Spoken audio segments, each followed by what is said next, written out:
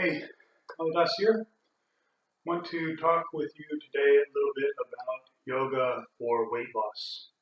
There are a lot of videos out there on yoga for weight loss, and there's one thing that most of them, I haven't seen any of them cover, and that is you have to cut calories. There's just no way around it.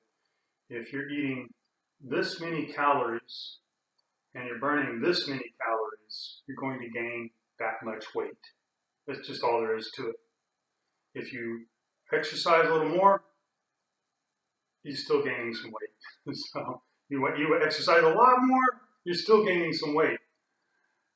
Exercise, and I'll tell you in a moment, this really doesn't do it. So what you want to do is you want to eat this many calories, and you want to burn this many calories. Now you're losing this much weight. Okay, so that's the important factor. You have to cut calories. Sorry, it's an unfortunate fact. But there's some yoga that will help. Get to that in a moment. So how many calories can you burn by exercising?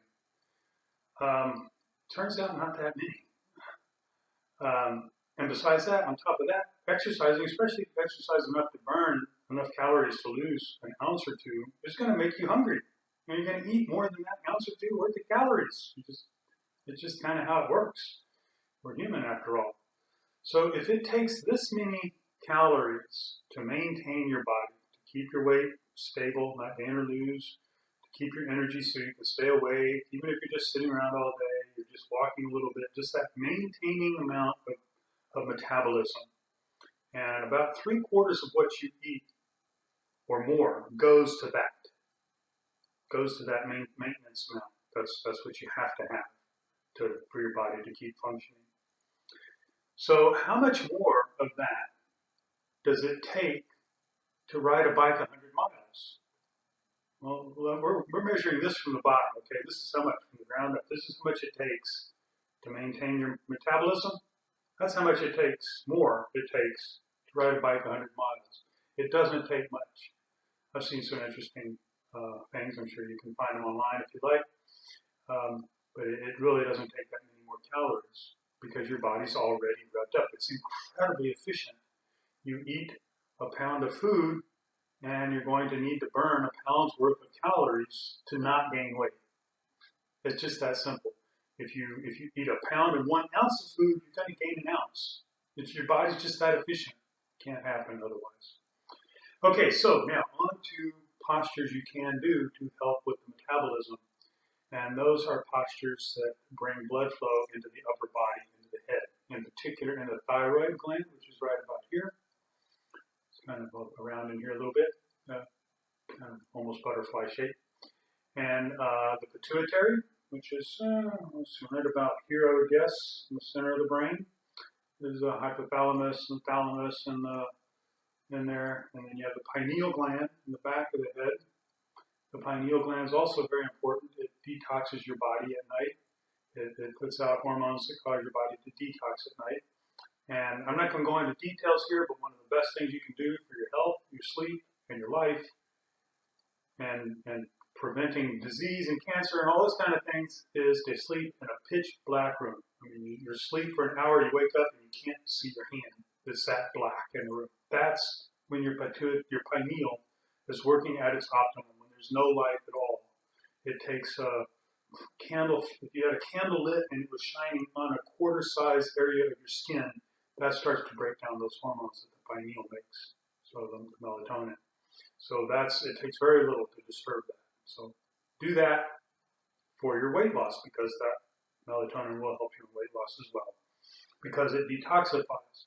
That's actually one of the important factors in weight loss. You have to detoxify. You also have to exercise. Now, I know I said exercise isn't necessarily going to help you lose weight. It's not that I didn't really say that. It's not going to help you lose calories or burn calories. And in that way, you won't lose weight. But you have to exercise. Your body has to have some metabolism movement to lose weight. To get metabolizing to happen from postures, you can do inverted poses. I'm just going to quickly demonstrate a couple of these. This is going to end up more of an inverted class than anything else, but let's just look at a couple of inverted poses you can do. Now, modification you can do. I'm sorry to bring a chair, but you can put a chair right here. You can put that chair so the back is against the wall. That way you can walk your feet up on the seat of the chair and push yourself up into these inverteds. So I've had plenty of people in my classes that needed help getting up. Usually I would just help them. And once they're up, they're fine. They do beautiful inverteds, but their body just won't get up into that position and need a little help. So that's your trick. Put a chair there. Okay, so the first one I'm going to show you is one of my very favorite ones, is half shoulder stand. So the weight, whole weight of my body, right on the heel of my hands, the back of the hip, this is the top of the hip here. The whole of that hip is resting on my hands. There's absolutely no weight, no work otherwise, because all the weight is supported. And ideally, you can see where my legs go when I'm not looking at the camera. And a mirror is really helpful when you're doing yoga poses. Oh, by the way, toes are flexed in when you're doing this. Heels pressing away. So get yourself a mirror, really helps. Oops, see? Not paying attention to the camera there. Half shoulder stand. And this is really plenty. You don't really need anything more than that. But if you want to go up to shoulder stand, let's see if you can see how I'm pulling my shoulders under. Shift the weight over, pull my shoulder in, just kind of wiggle back and forth a little bit. Get the hands as high up on the back as you can. Now I'm pointing the toes. And I'm trying to get my legs just straight over the hips. Again, I'm using the camera. If I didn't have the camera, I'd go here. So, shoulder stand. And then there's the half plow. Again, my weight is going to rest on from my hips into my hands. And it's not that much weight because my legs over here are pulling. I'm not using really any weight at all on my hands because the leg weight is overhead. It's shifted balance a little bit. So that's half shoulder stand. And the final form of half shoulder stand, not everybody can do this. If you need, you might need somebody to hold your feet. Keep your balance while you do this. When you get up into it, I've shifted my shoulders out so they make a square base. And then I relax. Now this is a really good thing about half shoulder stand, is I can relax my legs. Relaxed legs release the blood easier and flows down into the upper body. Okay, plow pose, I'm only going to do for a moment because my neck doesn't like that so much. Bum the toes in back, lift the hips away. Now, if you're like me, I should have brought a blanket or two or a towel and put it under the shoulders. Just a little lift there. It makes more space in the neck. Instead of the neck being here, it opens it up so it can be a little more like this. It's very confusing when you're upside down. I've had so many people in my classes put the pad under their head. It's not their fault. They're not dumb.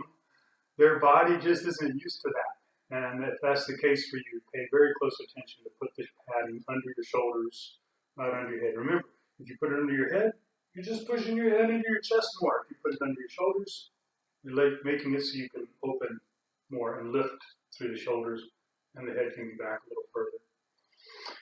Okay, I think I have said pretty much all I have to say about doing this right now. Yeah, there's more I can talk about weight loss and all of that, and you can check my blog if you like, my holistic healing, self-adjusting technique.com. I have some information there, but you can also message me. I've got some really good tricks. I'll try and make some more videos on that as well, because I know how much of an issue this is. Willpower being one of the big issues for people, and there is yoga for willpower, so we'll be making a video about that at some point. In the meantime, just tighten up yourself for a few days. It usually just takes a few days Your body gets used to not eating what it used to eat. You can eat this much and burn this much, great. Even if it's that much difference. If it's just a tiny bit. Being hungry is not that bad. You get used to it. You stop being hungry after a while once you cut your calories. I know this from experience. All right. Thank you. And namaste. Have a great day.